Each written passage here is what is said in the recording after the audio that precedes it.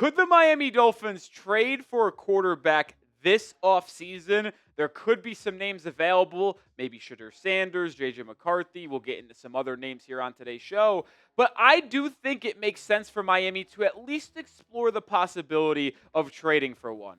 Why do I say that? Well, Tua is obviously under contract, but 2026 is likely going to be his final year unless he just has a massive bounce back campaign and looks like the Pro Bowl NFL leading passer Tua from 2023. But Zach Wilson, your backup, currently is a free agent. And Quinn Ewers, the 7th-round pick out of Texas, is a very much unknown.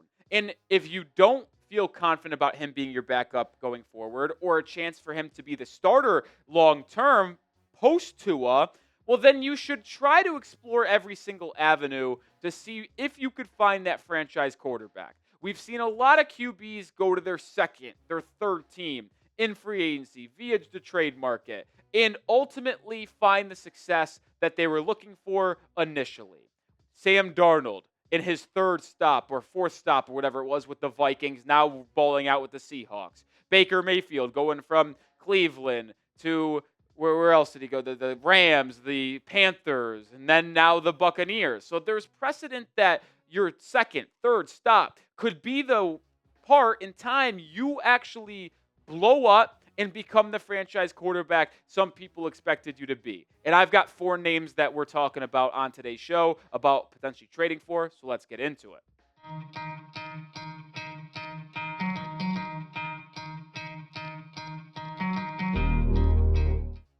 I mentioned 4 names. Well, you saw Shedeur Sanders and JJ McCarthy in the open and on the thumbnail, but the other 2 trade candidates that I would keep an eye on for Miami this offseason is 2 former first-round picks, Anthony Richardson from Indianapolis and Mac Jones from San Francisco. And before we dive into each of these players in-depthly, I do want to say one last time.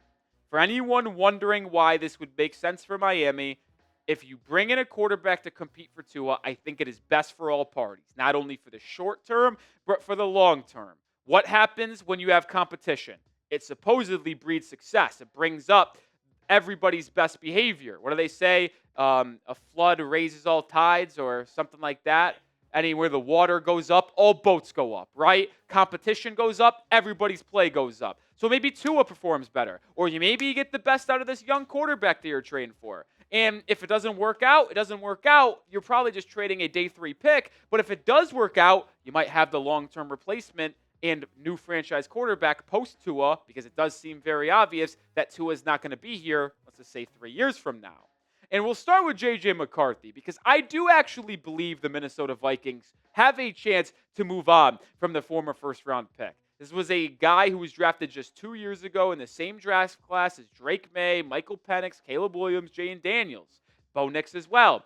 I wasn't very high on J.J. McCarthy coming out of the draft. Producer Coop doesn't like him, and I think that's why he chose this photo. And we're both cracking up here behind the scenes. But McCarthy suffers a knee injury, misses his entire rookie season, is the starter. They move on. They let Sam Darnold walk, but it's been a disaster.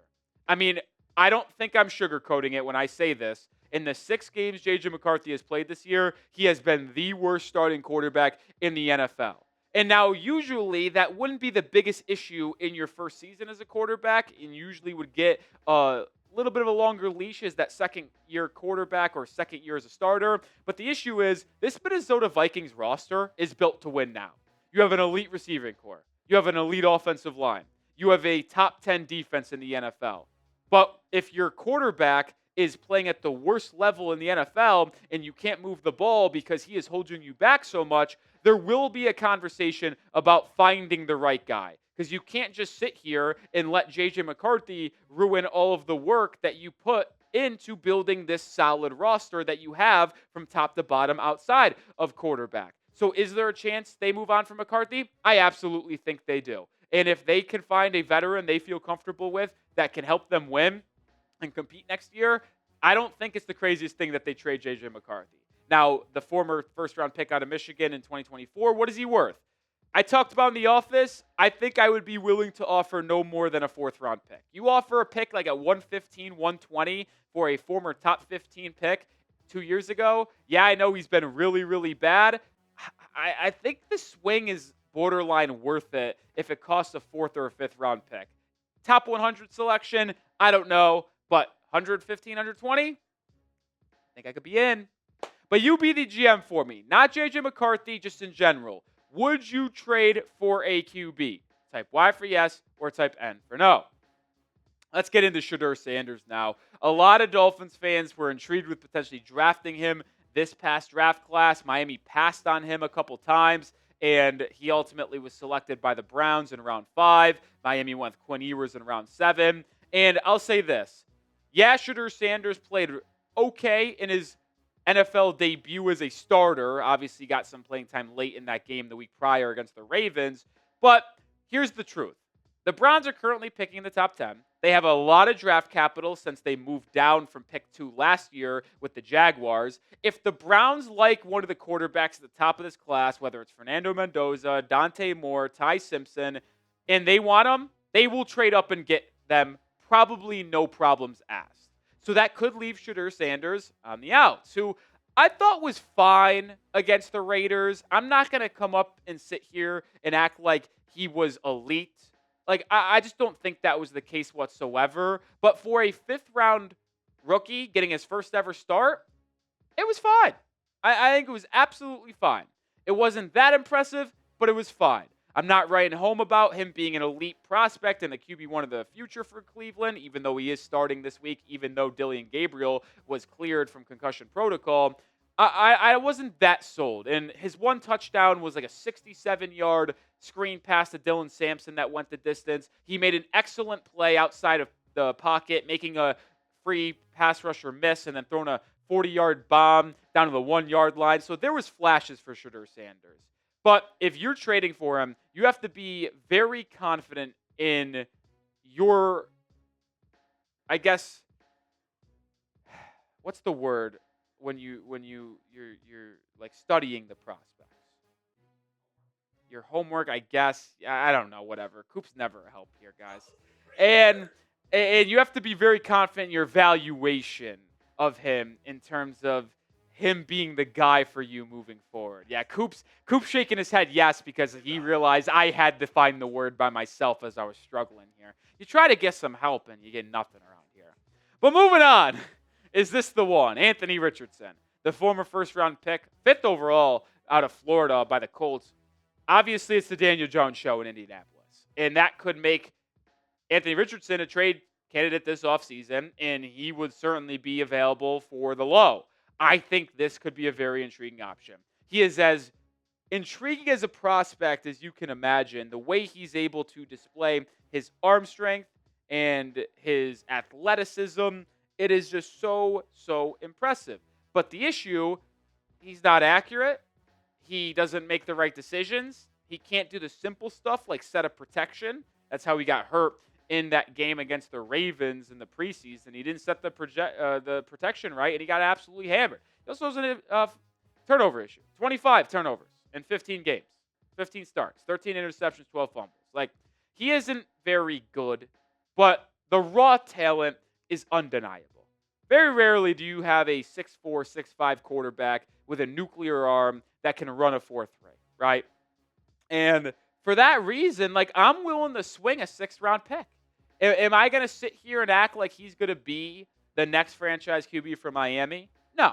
But would it hurt you to send a day 3 late pick to get him, a former first-rounder, and you then have the ability to have him evaluated next to Tua, next to Quinn Ewers, and see what you have in Anthony Richardson?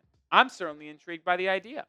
We're going to get to Mac Jones here in 1 second, but the holiday season is officially here, and if you want to be the best gift giver, well, here's the best gift in my opinion. A Miami Dolphins PJ set with some comfortable pants and a long-sleeve shirt was $69, now $42. Go to chatsports.com/Dolphins PJ set. Links in the description and comments of today's video.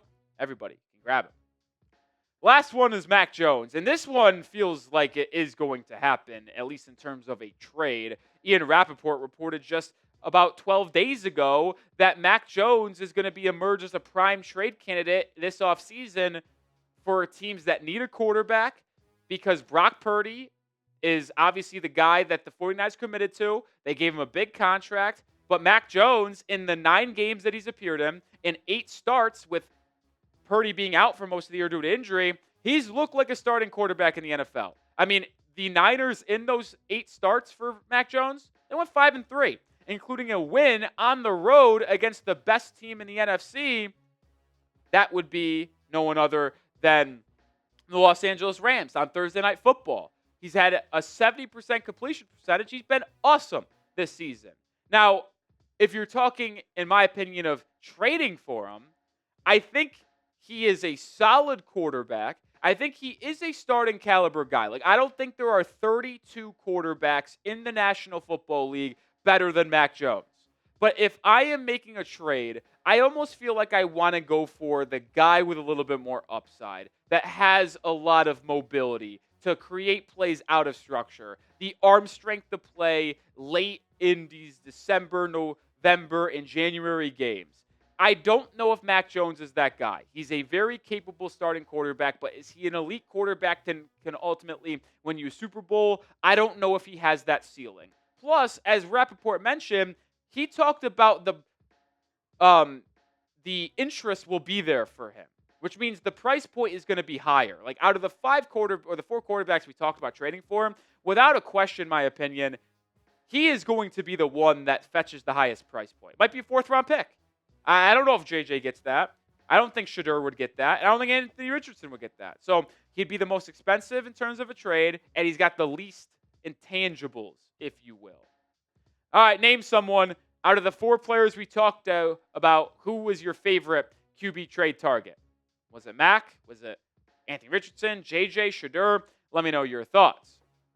Well, if you ask me, and I ranked them in terms of what I'm intrigued with, I would go Anthony Richardson number 1, Mac Jones number 2, JJ 3, and Shedeur Sanders 4. It was a real toss-up between Mac Jones and JJ McCarthy, but I did give the slight edge to Mac Jones. But I would ultimately choose Anthony Richardson because it would be an extremely low price point, probably the lowest out of all 4, by the way. It might just be like a 7th, 6th round pick swap. That's how much they're done with him in Indy. So why not take the swing there? Because even if you swap a 6th and a 7th and he stinks, oh, whoopee, I moved from pick 215 to 245. What do I care, right? And the best case scenario is that he ultimately becomes a potential franchise quarterback because he's got the traits. He just needs to learn all the other stuff. And maybe Mike McDaniel can teach him that. If you want more Dolphins content on the daily, this is the channel for you. So subscribe today.